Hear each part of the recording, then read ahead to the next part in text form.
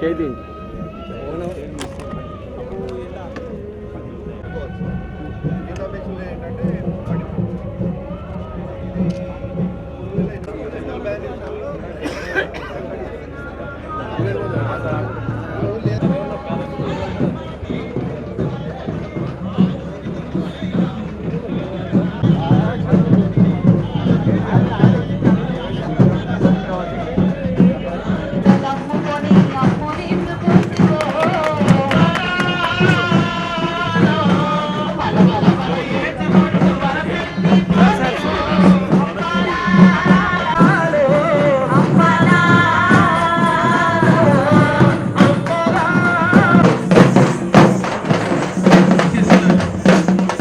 अक्षरयुरिष्ठणे विश्वस्तिरो बृहस्पति दातु ओम सत्याः सन्ति यजमानस्य काम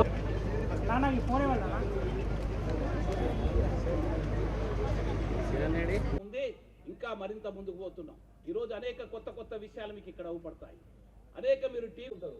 విజన్ లేని కారణంగా ఒక రకంగా చెప్పాలంటే సరిగా దృష్టి పెట్టని అందరిని కూడా కరీంనగర్ జిల్లాకు తీసుకొచ్చి ప్రతి ఎస్హెచ్జి గ్రూప్ ను కూడా ఒక స్వావలంబన దిశగా మరి మేము అడగగానే మేము ఆహ్వానించగానే స్టాల్స్ ను ఏర్పాటు చేసిన ప్రతి ఒక్కరికి ఈరోజు వాలంటీర్గా మీరందరూ కూడా వచ్చారు.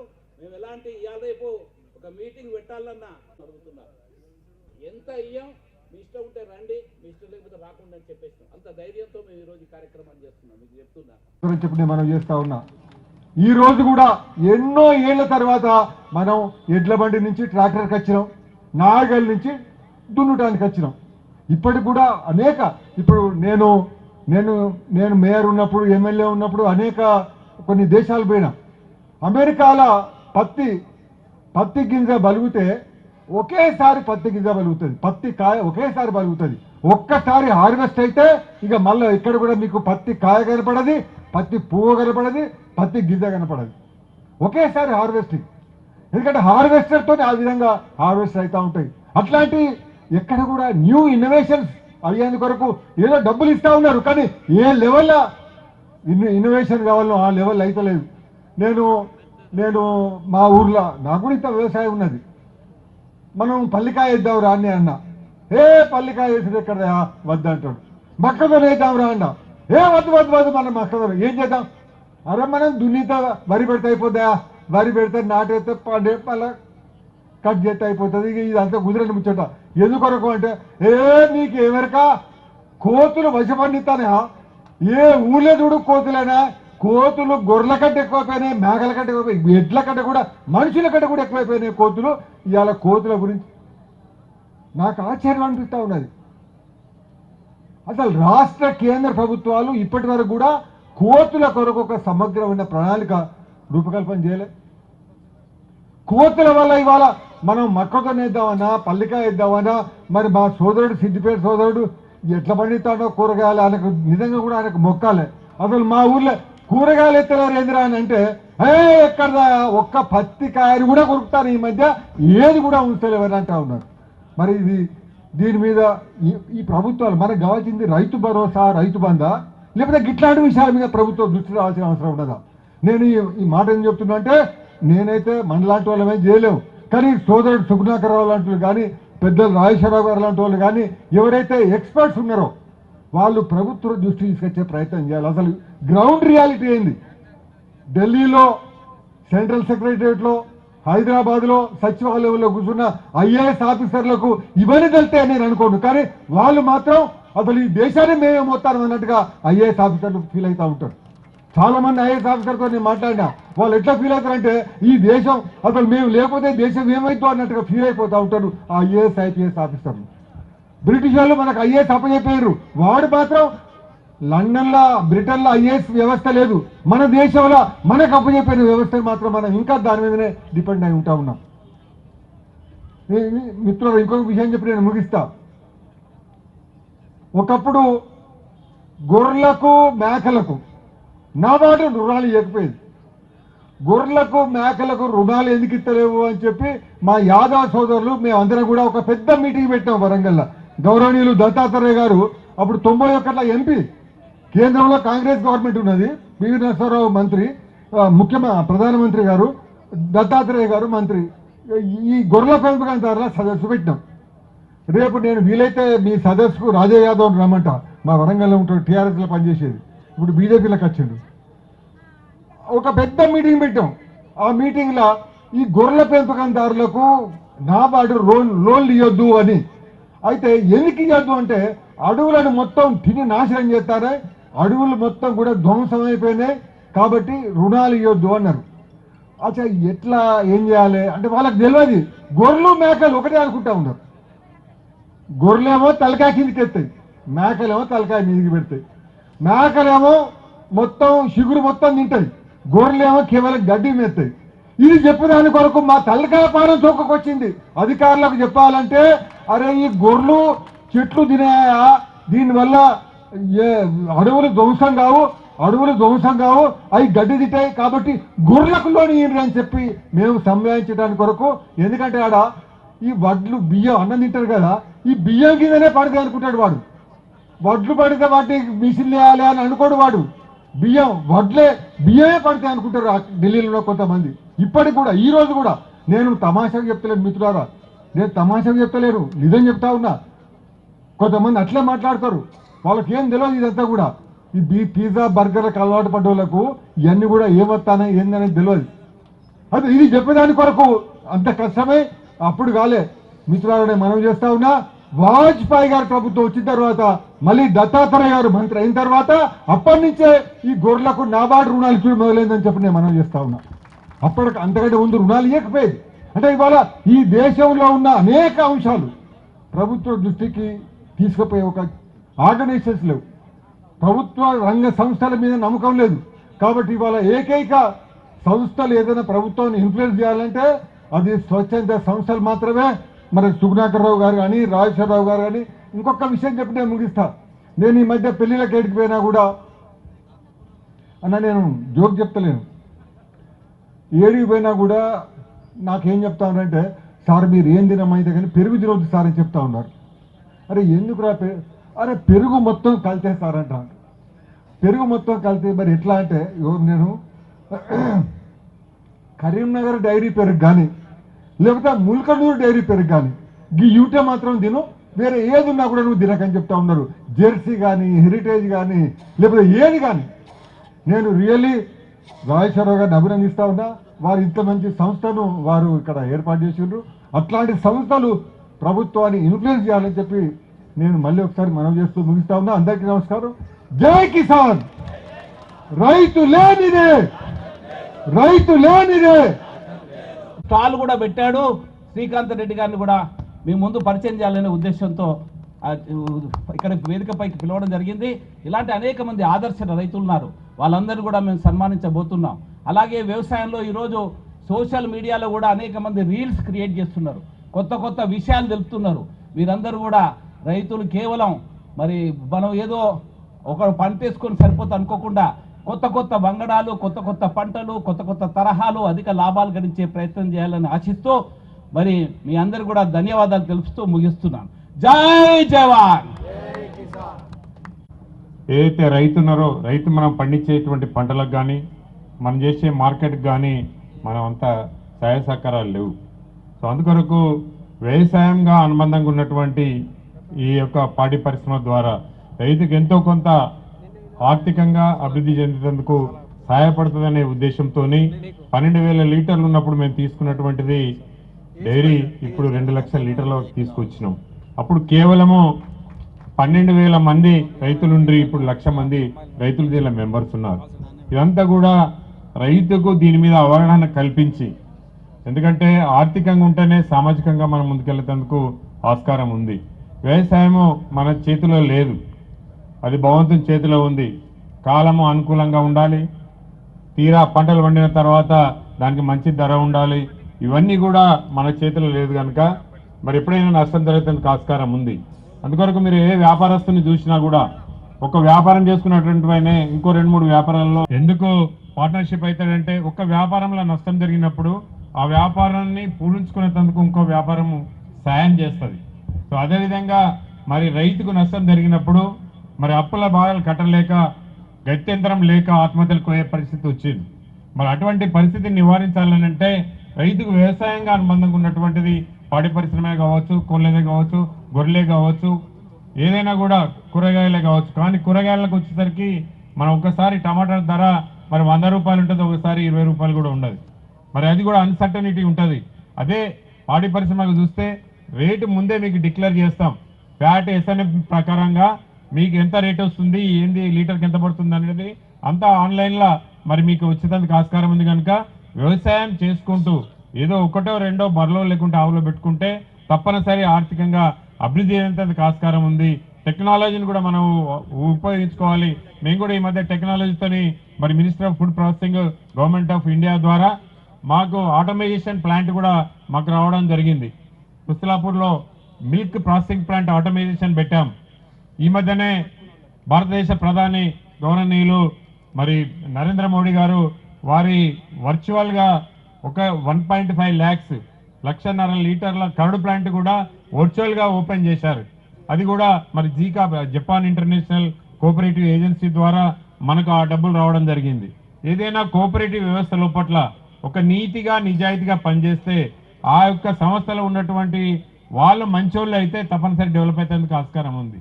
అందుకొరకు ఆ దిశలో ఆలోచించి మేము ఈ మధ్యనే మేము అక్కడ సోలార్ దగ్గర కొంచెం కూరగాయలు పెట్టాం.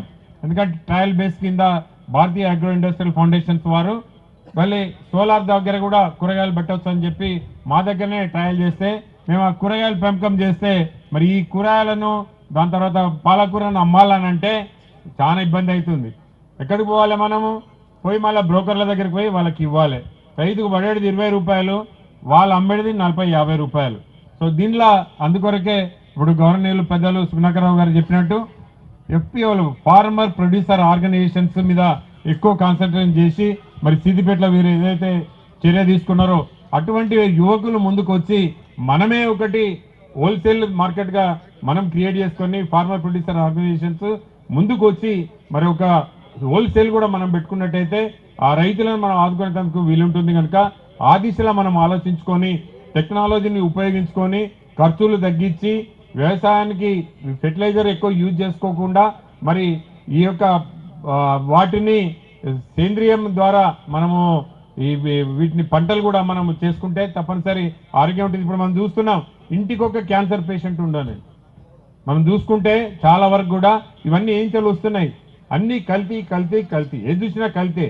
కల్తీ ద్వారానే మనం తీసుకున్నటువంటి ఆహారం ద్వారా మన శరీరం ఖరాబ్ అయిపోయి ఎన్నో రోగాల బారిన పడవలసినటువంటి పరిస్థితి ఉంది. కనుక దీన్ని గుర్తెరిగి మనమందరం కూడా మరి రైతులను ఆదుకోవాలనే ఉద్దేశంతో ఇటు పాడి పరిశ్రమ కావచ్చు, కూరగాయల పెంపకం కావచ్చు, ఏదైనా కావచ్చు, మనము ఒక ఆర్గనైజేషన్ పెట్టుకొని ఫార్మర్ ప్రొడ్యూసర్ ఆర్గనైజేషన్ నిస్వార్థంగా నిజాయితీగా పనిచేసేటువంటి వ్యక్తులను మనం సెలెక్ట్ చేసుకుంటే తప్పనిసరి రైతుకు న్యాయం జరిగేందుకు ఆస్కారం ఉంది. కనుక ఆ దిశలో సుగుణాకరరావు గారు మీరు తప్పనిసరి ఆ దిశలో ఆలోచించి ఫార్మర్ ప్రొడ్యూసర్ ఆర్గనైజేషన్ ద్వారా హోల్సేల్ మార్కెట్లో కూడా మనమే దానిలో పార్టిసిపేట్ చేయాలని చెప్పి కోరుకుంటూ అవకాశం ఇచ్చినట్టు మీ అందరికీ పేరు పేరున నా యొక్క హృదయపూర్వక నమస్కారాలు. మనం గర్వంగా చెప్పుకోవచ్చు. 2022లో డ్రోన్ ఎగురుతూ అందరూ వింతగా చూశారు. మన ఎగ్జిబిషన్లో వింతగా చూసినట్టే పేపర్ వాళ్ళు కూడా దానికే డ్రోన్నే పబ్లిష్ చేశారు. కానీ ఈరోజు ఒక విషయం మీకు చెప్తున్నా, మన కిసాన్ మేళా ఫలితంగా కిసాన్ మేళా నిర్వహణ ద్వారా కరీంనగర్లోనే రైతులు హైయెస్ట్ డ్రోన్ వాడుతున్నారు. ఏ జిల్లాలో కూడా కరీంనగర్ జిల్లాలో వాడినంత డ్రోన్ వాడకం లేదు. ప్రతి వరి పంట కానీ, పత్తి పంట కానీ, అలాగే ఇతర పంటలు కానీ డ్రోన్ ద్వారా ఈరోజు గ్రామంలో డ్రోన్లు ఉన్నాయి కరీంనగర్ జిల్లాలో. మన యొక్క ఏదైతే మనం మొదటిసారిగా 2022లో డ్రోన్ ప్రారంభించామో కరీంనగర్ జిల్లా వ్యాప్తంగా కూడా డ్రోన్లు ఈరోజు డెవలప్ అయ్యాయి. అలాంటి శాస్త్ర సాంకేతిక జ్ఞానాన్ని రాబోయే రోజుల్లో మీ అందరికి కూడా ఒక విషయాన్ని తెలియపరుస్తున్నా. ఈరోజు గుండెలో ఏమన్నా మన వాళ్ళు కనుక ఆపరేషన్ కావాలంటే ఆపరేషన్ లేకుండానే లేజర్ ద్వారా వాళ్ళు సరి చేస్తారు. అలాగే కిడ్నీలో రాయి వస్తే ఆ రాయిని లేజర్ పంపించి కిడ్నీ రాయిని తొలగిస్తారు.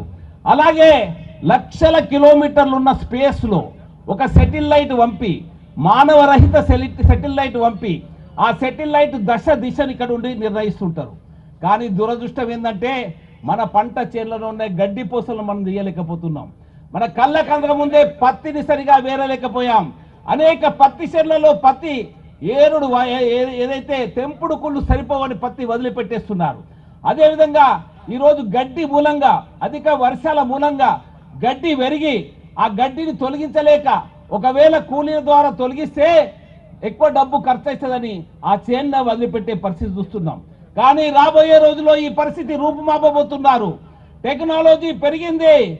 లేజర్ ద్వారా మన చేనులో మన పంట చేనులో గడ్డి పోస లేకుండా ఉండే రోబోట్స్ వచ్చేసేసాయి. ఆ రోబోట్స్ కూడా మేము ఆహ్వానించాం. కానీ ఆ రోబోట్స్ ఇట్లా గాలిలో అమ్ముడుపోతున్నాయి. వాళ్ళ దగ్గర ఒక్కటి కూడా స్టాక్ లేకుండే. నేను మీ అందరు కూడా హామీస్తున్నా, రాబోయే రోజులలో రోబోట్స్ ద్వారా మన పంట చేనులలో గడ్డి లేకుండా చేసేందుకు కిసాన్ జాగరణ ప్రయత్నం చేస్తుందని ఈ సందర్భంగా చేస్తున్నా. అంతేకాదు మన ఏదైతే కూలీలకు ఎక్కువ ఎక్కువ కూలీలో ఏరితే చాలా పత్తి ఏరితే చాలా కష్టంగా ఉంటుంది. బెండకాయ తెంపితే చాలా కష్టంగా ఉంది. టమాటో ఒకవేళ తెంపాలంటే కష్టంగా ఉంటుంది. ఇలాగా గోరుచిక్కుడుగా తెంపాలంటే కష్టంగా ఉంటుంది. రాబోయే రోజుల్లో గోరుచిక్కుడుగా తెంపాలన్నా, టమాటో తెంపాలన్నా, అలాగే పత్తి వేరుడు చేయాలన్నా అన్ని రోబోట్స్ ద్వారా జరిగే అవకాశం ఉంది. కిసాన్ జాగరణ్ ఈ తెలంగాణ రాష్ట్రంలో అలాంటి రోబోట్స్ ను ప్రదర్శించబోతుందని మీ సందర్భంగా తెలియజేస్తున్నా. అవి ఇప్పుడే మార్కెట్లోకి రాలేదు. వాటితో మేము మాట్లాడుతున్నాం. రాబోయే రోజుల్లో మళ్ళీ స్పెషల్ సెషన్ పెట్టి ఆ రోబోట్స్ కూడా మీ దగ్గర తీసుకొస్తున్నాం. మా ఉద్దేశం ఒకటే, మా లక్ష్యం ఒకటే. ఈరోజు అనేక గ్రామాలలో యువకులు వ్యవసాయం వైపు రావటం లేదు. ఒకవేళ ఎవరన్నా పొరపాటున వ్యవసాయం చేస్తే అతనికి పిల్లనిచ్చే పరిస్థితి లేదు. అమ్మాయి కూడా తల్లిదండ్రులు ఒప్పించి పెళ్లికి ఒప్పిద్దామన్నా కానీ రైతు వ్యవసాయం చేసేటోనికి అమ్మాయి పెళ్లి చేసుకునేందుకు సిద్ధంగా లేదు. ఆ దుస్థితి మారాలా. రైతు కూడా సగర్వంగా ఒక పెద్ద ఆఫీసర్ లాగా, ఉద్యోగుడిలాగా, బిజినెస్ మెన్ లాగా. గతంలో ఒక నానుడు ఉంది, ఉత్తమ్ కేతి అని. మన సంస్కృతిలో అనేక 1000 ఏళ్ళు వ్యవసాయమే ప్రధాన గౌరవమైన వృత్తి, అనేక వేల ఏళ్ళు. కానీ గత 50 ఏళ్ళకెళ్ళి వ్యవసాయం అంటే లాస్ట్ సాయం, మనం సాయం చేసేందుకే వ్యవసాయం చేయాలనే ఒక పరిస్థితి నెలకొన్నది. ఈ పరిస్థితిని రూపుమాపేందుకు మన రైతులు కూడా మిగతా రంగాల్లోగా పోటీ పడేందుకు, ఒక రైతులే కాదు గ్రామీణ ప్రజలు ఈరోజు గొర్రె పళ్ళ పెంపకం ద్వారా అనేక లాభాలు ఉన్నాయి. రేపు మనం మాట్లాడబోతున్నాం. హైదరాబాద్ నుంచి ఒక అధికారి వస్తున్నాడు, గొర్రె పెంపకం ద్వారా ఎన్ని లాభాలు ఉన్నాయో తెలిపేందుకు చెప్తున్నారు. అదేవిధంగా రాజేశ్వరరావు గారు మనకు ప్రత్యక్ష సాక్ష్యం. 1,00,000 మంది రైతులకు ఈ జిల్లాలో, పక్క జిల్లాలలో 1,00,000 మంది రైతుల ఆర్థిక పురోగతికి వారు పాల్పడుతున్నారు కరీంనగర్ డైరీ ద్వారా. అదేవిధంగా మన కరీంనగర్ అనేది ఈరోజు వాటర్ జంక్షన్ గా ఉన్నది. నేను అందరు కూడా విజ్ఞప్తి చేస్తున్నాను మీడియా మిత్రులకు, మీరంతా పిల్లిని గరిసిందా, పిల్లి కుక్కను గరిసిందా కాదు, ఎక్కడ పడితే అక్కడ నీళ్ళు ఊపుడుతున్నాయి. ఉభయ గోదావరి జిల్లాలో ఇటువంటి నీళ్లున్న పరిస్థితిలో చేపలు పెంచారు, రొయ్యలు పెంచారు, అమెరికాకు ఎక్స్పోర్ట్ చేశారు. కరీంనగర్ జిల్లా రైతులు కూడా రాబోయే రోజులలో చేపలు రొయ్యలు పెంచి అమెరికాకే కాదు ఇతర యూరప్ దేశాలకు కూడా ఎక్స్పోర్ట్ చేసే అవకాశం ఉన్న స్కోప్ ఇక్కడ ఉంది, వనరులు ఉన్నాయి. కాకపోతే వాళ్ళందరినీ కూడా ముందుకు తీసుకుపోయే సత్తా, వాళ్ళందరూ కూడా ముందుకు తీసుకుపోయే ఒక దిశ వాళ్ళకు ఏర్పడడం లేదు. అది కిసాన్ జాగరణ ద్వారా మేము ఈరోజు 10 FPOలు నడుపుతున్నాం. ఈ కరీంనగర్ జిల్లాలో 26 FPOలు ఉన్నాయి. 26 జిల్లా FPOలకు కూడా మేము ఒక సంధానకర్తగా ఉంటున్నాం కిసాన్ జాగరణ పేరు మీద. రాబోయే రోజుల్లో ఈ FPOలందరూ కూడా, ఈ ఫార్మర్ ప్రొడ్యూసర్ అనేక మంది FPO అధ్యక్షులు కూడా ఇక్కడికి వచ్చారు. ఈ FPO అధ్యక్షుల యొక్క సహాయ సహకారాలతో వాళ్ళ జీవితాలలో ఒక్కొక్క FPOలో 500 మంది రైతులు ఉన్నారు. అట్లా 26 మంది ఉన్నారు. ఇంకా రాబోయే రోజుల్లో ప్రభుత్వం నిర్ణయించింది అన్ని కోఆపరేటివ్ సొసైటీలు, PACSలన్నీ కూడా, ప్రైమరీ అగ్రికల్చరల్ కోఆపరేటివ్ సొసైటీలన్నీ కూడా FPOగా మార్చబోతున్నారు. ఈ జిల్లాలో, మన ఉమ్మడి జిల్లాలో దాదాపు 200 పైచులు, 300 పైన మరి ఈరోజు PACSలు ఉన్నాయి. వాటన్నిటి కూడా రైతుల ఆర్థిక పురోగతికి, రైతులే తమ పంటను ప్రాసెసింగ్ చేసుకోవడం, రైతులే తమ పంటను మరి ఈరోజు ప్యాకింగ్ చేసుకోవడం, రైతులే తమ పంటను ట్రాన్స్పోర్ట్ చేసుకోవడం, రైతులే తమ పంటను అమ్ముకోవడం. అలాంటిది మన చింతకుంటలో శంకరయ్య గారు ఇక్కడ ఉన్నారు ముందు, వారు చేసి చూపిస్తున్నారు. చింతకుంటలు, కరీంనగర్ పక్కన ఉన్న చింతకుంటలు మీరు వెళ్ళి చూడొచ్చు. ఈరోజు వారి యొక్క ఎఫ్పిఓ 2 కోట్లు టర్న్అవుట్. దానికి మేము సహాయ సహకారాలు అందజేస్తున్నాం, గైడెన్స్ ఇస్తున్నాం. ఈరోజు మా గైడెన్స్లో ఈరోజు అనేక ఎఫ్పిఓలు అభివృద్ధి పంతాన అవుతున్నాయి, రైతులు అనేక ముందుకు పోతున్నారు. మరి ఈ పరిస్థితిలో రైతులు ఇంకా ఆర్థికంగా అభివృద్ధి పరచాలా, రైతులు కూడా మిగతా ఒక ఆర్థికంగా మరి చాలా అభివృద్ధి చెందే విధంగా ఈరోజు రైతు ఆర్థికంగా అభివృద్ధి చెందని కారణంగా సామాజికంగా వెనుకబడిపోతున్నారు. వెనుకట కులాల ఆధారంగా సామాజిక విశ్లేషణ జరిగేది. కులాల ప్రకారము ఈరోజు ఈయన గొప్ప అయినా ఈయన తక్కువ అనేది. ఈరోజు వృత్తుల పరంగా చూస్తున్నారు. డాక్టర్ అంటే చాలా గొప్పవాడు, యాక్టర్ అంటే చాలా గొప్పవారు, అడ్వకేట్ అంటే చాలా గొప్పవారు, చార్టెడ్ అకౌంటెంట్ అంటే గొప్పవారు, బిజినెస్ సాఫ్ట్వేర్ ఇంజనీర్ అంటే గొప్పవాడు, అమెరికా పోతే ఇంకా గొప్పవాడు, అలాగే చివరికి ఒక చిన్న బిజినెస్ నడుపుకునేవాడు కూడా గొప్పవాడు. అందరికంటే దీన స్థితిలో ఉన్నోడు రైతు. ఈ దుస్థితి మారాలి, ఈ పరిస్థితి మారాలి. ఆ పరిస్థితి మార్పు కొరకై ఇలాంటి ప్రయత్నాలు మేము చేస్తున్నాం. ఈ ప్రయత్నాల్లో మీరందరి భాగస్వామ్యం ఉంది. ఇంకా మరింత ముందుకు పోతున్నాం. ఈరోజు అనేక కొత్త విషయాలు మీకు ఇక్కడ అవుపడతాయి. అనేక మీరు టీవీలలో కూడా కొత్త విషయాలు ఇక్కడ తీసుకొచ్చే ప్రయత్నం చేసినాం. ఇక్కడ సీడ్స్ ఉన్నాయి, మిషనరీ ఉన్నాయి, ఫైనాన్స్ ఇన్స్టిట్యూషన్స్ ఉన్నాయి, అలాగే కొత్త సంబంధించిన అనేక విషయాలు ఉన్నాయి. అనేక గ్రామీణ ప్రాంతాలకు సంబంధించిన ఉన్నాయి. మేము ఇంకో రాబోయే రోజుల్లో ఇంకో కార్యక్రమం చేపడుతున్నాం. మీ అందరూ కూడా తెలుసు, ప్రతి గ్రామంలో కూడా ఎస్హెచ్జి గ్రూప్స్ ఉన్నాయి. లక్ష కోట్ల రూపాయల బడ్జెట్ వచ్చి అనేకమైనటువంటి సహకార సంఘాలకు ప్రక్షాళన చేసుకొని వాటిని సమర్థవంతంగా నిర్వహించేటువంటిది కోఆపరేటివ్ ఫెడరలిజం అనేది చాలా ముఖ్యం. అందువల్ల దీన్ని కోఆపరేటివ్ డిపార్ట్మెంటు, సహకార సంఘాలు, ఎన్ని సహకార సంఘాలు ఎంత మంచిగా ఉంటే అంత గ్రామం అంతా బాగుపడుతుంది. అధికారుల యొక్క రాజ్యం తగ్గాల, రైతుల యొక్క రాజ్యం పెరగాల. ఈరోజు అధికారుల రాజ్యం ఎక్కువ ఉంది, రైతుల రాజ్యం తక్కువ ఉన్నది. కాబట్టి రైతులు దీనికి అన్నిటికీ కూడా కారణం ఏంటి? రైతులు భాగస్వామ్యం కావాలా. ఏ విధంగా అయితే సుగుణాకరరావు గారు 3 రోజులు ఇక్కడ సమావేశం పెట్టి ఆ సమావేశంలో వివిధ అంశాల మీద ఏదైతే చర్చ చేసి అవగాహన కలిగిస్తున్నాడో ఇలాంటి కార్యక్రమాలను ప్రభుత్వం కూడా చేపట్టాలని జిల్లా వారీగా నేను ప్రభుత్వానికి కూడా నేను విజ్ఞప్తి చేస్తా ఉన్నాను. ఇంత పెద్ద అగ్రికల్చర్ డిపార్ట్మెంట్ ఉంది, వ్యవసాయ శాఖ ఉన్నది. కాబట్టి అంత పెద్ద వ్యవసాయ శాఖ ఉండి వాళ్ళందరినీ కూడా కోఆర్డినేట్ చేసి రైతులు నిరాశ చెందాల్సిన అవసరం లేదు. నేను చాలా సంతోషంగా చెప్తున్నాను ఏంటంటే, కరీంనగర్ ఒకనాడు నేను ఆంధ్రప్రదేశ్లో బీజేపీలో పనిచేస్తున్నప్పుడు పశ్చిమ గోదావరి వరిలో చాలా నంబర్ 1 ఉండేది. కానీ ఇవాళ దేశంలో ఆంధ్రప్రదేశ్లోనే వరి నంబర్ 1 పండించేటువంటి ఒక జిల్లా ఏదంటే కరీంనగర్ జిల్లా అని నేను మీకు సభాముఖం మనం చేస్తున్నాను. పుష్కలంగా ఉంది, నీరు మంచిగా లభ్యత ఉంది, నీరు లభ్యత ఉంది. సో అందువల్ల రైతుకు 2 విషయాల మీద దృష్టి పెట్టాలి ప్రభుత్వాన్ని నేను మనం చేస్తున్నా ఈ సదస్సు ద్వారా. ఒకటి, ఎన్ని కాలువలు అయితే ఉన్నాయో ఆ కాలువలన్నింటినీ కూడా పరిశుభ్రం చేయాల్సిన అవసరం ఉంది. కాలువలు పరిశుభ్రంగా లేకపోతే నీరు సక్రమంగా రాదు, నీరు సక్రమంగా రాకపోతే పంట సరిగా రాదు, పంట ఉత్పత్తి సరిగా రాకపోతే నష్టపోతాం. సో అందువల్ల ప్రభుత్వం చేయాల్సినటువంటి ప్రాథమిక బాధ్యత ఎన్నైతే కాలువలు ఉన్నాయో ఆ కాలువలన్నింటినీ కూడా పరిశుభ్రం చేయాలి. కాలువలు పరిశుభ్రం చేయాలి. చెరువులో ఉన్నటువంటి ఒక వీటిని సక్రమంగా రక్షించాలి. చెరువులు ఎన్నైతే ఉన్నాయో అన్ని చెరువులను సక్రమంగా రక్షించాలి. అందుకనే దీనికి రైతు ఎవరో వస్తారు, ఎవరో ఉద్ధరిస్తారు అనేటువంటిది మనం ఆలోచన చేయకుండా రైతు నడుము బిగించాలి.